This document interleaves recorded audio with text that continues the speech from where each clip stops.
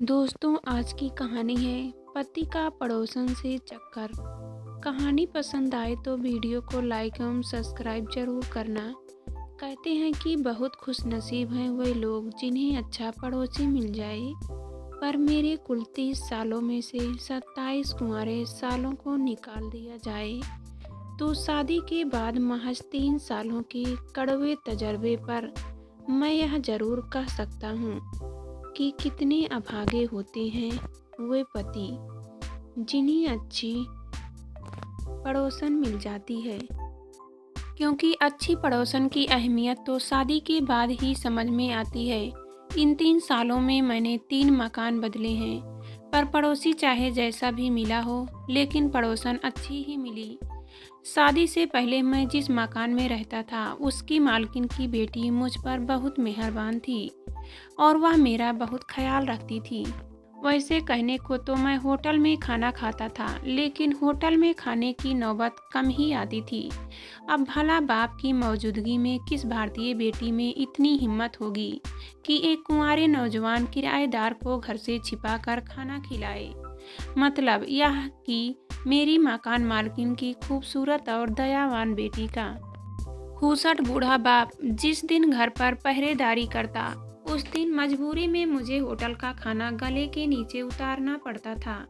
शादी के बाद खाने की समस्या का समाधान तो हो गया, पर बात बेबात मकान मालकिन की बेटी का मेरे कमरे में आना और मुझसे दिलचस्पी लेना शायद मेरी पत्नी को नागवार गुजरा। तभी तो एक दिन मौका पाते ही मेरी पत्नी ने कहा, सुनिए, कोई दूसरा मकान नहीं मिल सकता है क्या? क्यों, यहाँ क्या परेशानी है? मैंने हड़बड़ा कर पूछा, यह भी कोई मकान है? उसने मुंह बनाते हुए कहा, एक ही तो कमरा है, इसमें ड्राइंग रूम कहूँ, डाइनिंग रूम या बेडरूम। अब धीरे धीरे परिवार बड़ा होगा तो क्या इसी एक कमरे में काम चल जाएगा? अरे हाँ, इस पर तो मैंने कभी सोचा ही नहीं। मैंने चुटकी लेते हुए कहा, सोचिएगा कैसे? आपको तो उस चुड़ैल के बारे में सोचने से फुर्सत मिले तब ना। पत्नी ने ताना मारते हुए कहा, कैसी बातें करती हो तुम? अरे वाह, कितनी अच्छी लड़की है, मैंने सफाई देते हुए कहा। तुम शायद नहीं जानती हो कि शादी से पहले वह मेरा कितना ख्याल रखती थी। हाँ हाँ, जानती नहीं तो क्या समझती भी नहीं हूँ। पत्नी ने कहा, ठीक है, बदल लेंगे मकान। मेरे आश्वासन पर ही वह सहज हो पाई। मैंने सोचा कि चलो बात टल गई, लेकिन दूसरे ही दिन से उसने मकान बदलने की जो जिद ठानी तो महीने भर के अंदर मकान बदलवा कर ही दम लिया। नया मकान, नया पड़ोसी, नई पड़ोसन। नए पड़ोस में बहुत भले सज्जन थे, मिश्रा जी और उनकी खूबसूरत पत्नी यानी मेरी नई पड़ोसन। कुछ ही दिन नए मकान में गुजरे होंगे, मैंने महसूस किया कि मिश्रा जी की खूबसूरत पत्नी मेरी पत्नी से बहुत घुल मिल गई है और मेरी पत्नी को दीदी कहने लगी है। मेरी पत्नी भी छोटी बहन के रूप में पड़ोसन पाकर खुश थी और श्रीमती मिश्रा जी बहुत तारीफ करती। मेरी पत्नी को दीदी कहने के नाते वह मुझे भी जीजा कहने लगी और मैं भी उन्हें साली के रूप में देखने समझने लगा। धीरे धीरे यह जीजा साली का रिश्ता मेरी पत्नी की आंखों में सौत की तरह खटकने लगा और एक दिन फिर वही मुसीबत। पत्नी ने मकान बदलने के लिए अनशन कर दिया। मैंने लाख समझाना चाहा कि किराए का मकान कोई फिल्मी पति तो है नहीं कि जब भी जीत बदल लिया, लेकिन कई अवसर न पाकर आनन फानन में नए मकान में शिफ्ट होने के लिए मजबूर होना पड़ा। बार बार मकान बदलने में मुझे कितने पापड़ बेलने पड़ते हैं, इससे मेरी पत्नी को क्या मतलब। इसलिए सिक्योरिटी के नज़रिए से इस बार मैंने बहुत सोच समझकर ऐसी जगह मकान किराए पर लिया जहां पड़ोसी के नाम पर थे एक 62 साल के बनर्जी बाबू और पड़ोसन थी उनकी 55 साल पत्नी। मैंने चैन की सांस ली कि चलो अब पड़ोसन का खतरा नहीं, यानी बार बार मकान बदलने की समस्या से छुट्टी। लेकिन पता नहीं कहां से बनर्जी बाबू के बेटे और बहू के मन में बूढ़े बूढ़ियों के प्रति प्यार उमड़ आया और वे उन्हें अपने साथ रखने के लिए लेने आ पहुँचे। बनर्जी बाबू मकान खाली करने के बाद जाने से पहले मुझसे मिलने आए और बोले, बहुत खुश हुई थी जब आप लोग यहाँ आए।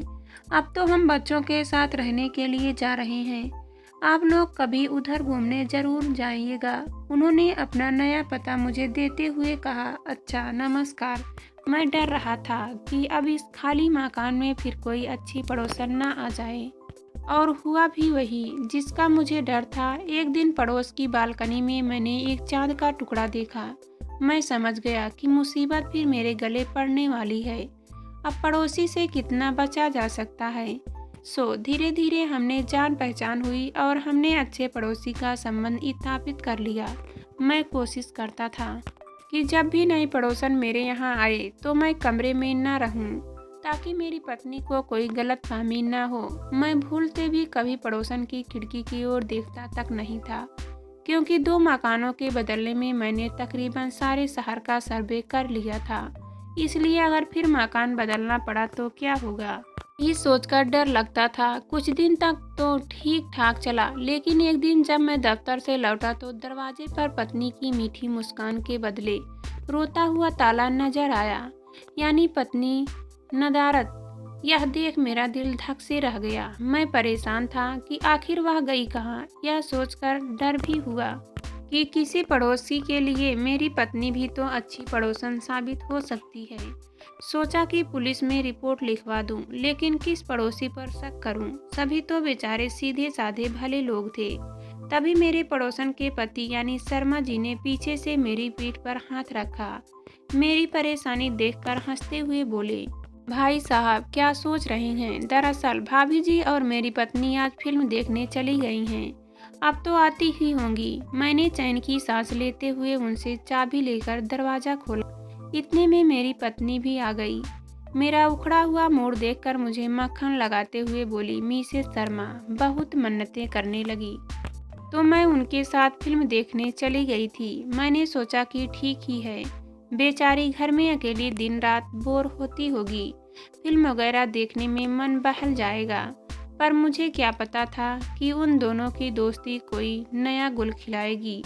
मेरे मौन से स्वीकृति समझकर मेरी पत्नी का हौसला बढ़ गया। धीरे धीरे लगभग रोज ही कोई ना कोई नया गुल खिलाने लगा। कभी मेरी पत्नी नई साड़ी दिखाती हुई कहती, मिसेस शर्मा के पास ऐसी ही साड़ी थी, मैंने भी खरीद ली। कभी नए सैंडल तो कभी विदेशी लिपस्टिक, कभी महंगे परफ्यूम तो कभी जेवरात। महीने भर में ही मैंने महसूस किया कि मेरा बजट चरमराने लगा।